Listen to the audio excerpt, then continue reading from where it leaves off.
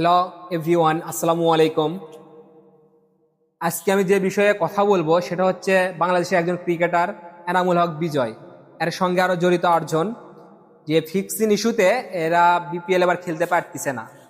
আসলে এরা যদি সত্যিকারের ফিক্সিং করে থাকে, এর যে রিপোর্ট বা এর যে প্রমাণ আছে বিসিবি সবার সামনে তুলে ধরুক, বা যে এই ইস্যুতে ওদেরকে খেলতে দিচ্ছে না সে সমস্ত ডকুমেন্ট সামনে তুলে ধরুক। তো আমার কথা হচ্ছে, তিনি তো আর একেবারে ফেলে দেওয়ার মতো ক্রিকেটার না।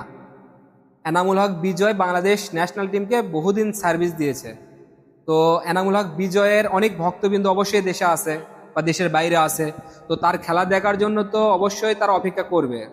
আর তার সম্মানহানি এতে যেটুকু ঘটতেছে এটার দায়ভার কে নেবে? তো আমার কথা হচ্ছে, তিনি যদি অপরাধ করে তো তার শাস্তির বাইরে কেউ না।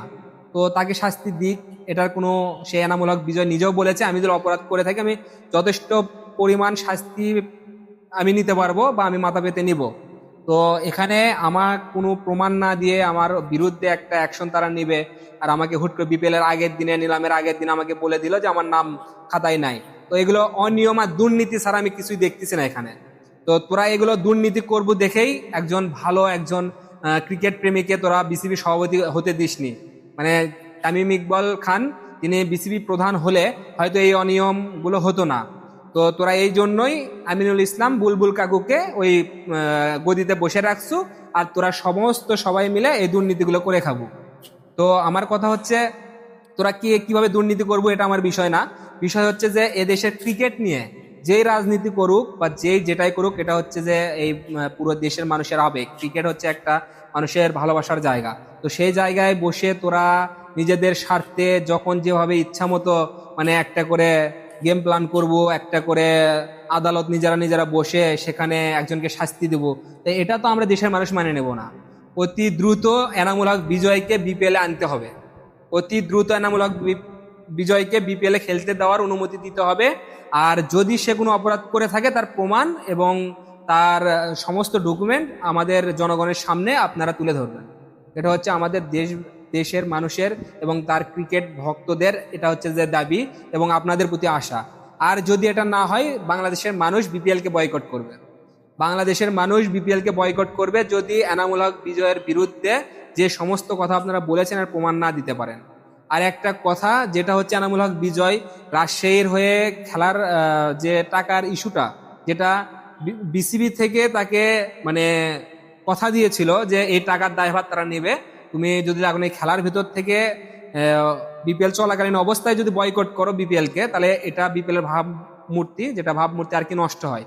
তো এই বিপিএল এর ভাবমূর্তি নষ্ট না করার জন্য বিসিবি থেকে তাকে কথা দিয়েছিল যে টাকার দায়ভার আমরা নিলাম।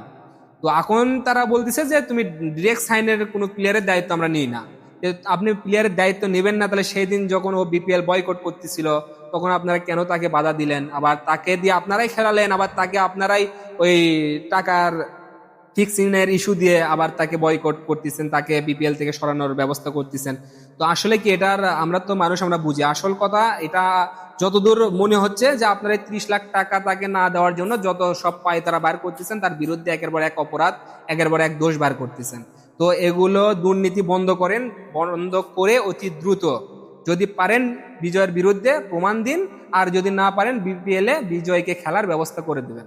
এটা দেশবাসীর আপনাদের কাছে মানে প্রথমত প্রথমত রিকোয়েস্ট। আর দ্বিতীয় ধাপে আর রিকোয়েস্ট হবে না, আপনাদের বিরুদ্ধে যত ধরনের মানে আন্দোলন করা যায় আমরা করব। আমরা দেশের মানুষ ক্রিকেটের জন্য জীবনও দিতে পারবো। তো আপনার ওই হুমকি হামকি, আপনাদের ওই দল বল হাবি যাবে, এগুলো আমরা দেখি না। আমরা দেশের মানুষ ক্রিকেটকে ভালোবাসি। আপনি ওই বিসিবি প্রধান, আপনার ওই বিসিবির পরিচালক আজ আছেন তো কাল নাই, কিন্তু এই দেশের মানুষ সারা জীবনে ক্রিকেট খেলা দেখবে, সারা জীবনে ক্রিকেটের বিষয়ে কথা বলবে। অতএব আপনাদের ওই ঘরোয়া 5 বছরের ওই ক্ষমতার জন্য আমরা পাবলিক ভয়েতে চুপ থাকবো না। তো ধন্যবাদ সবাইকে, আসসালামু আলাইকুম, ভালো থাকবেন।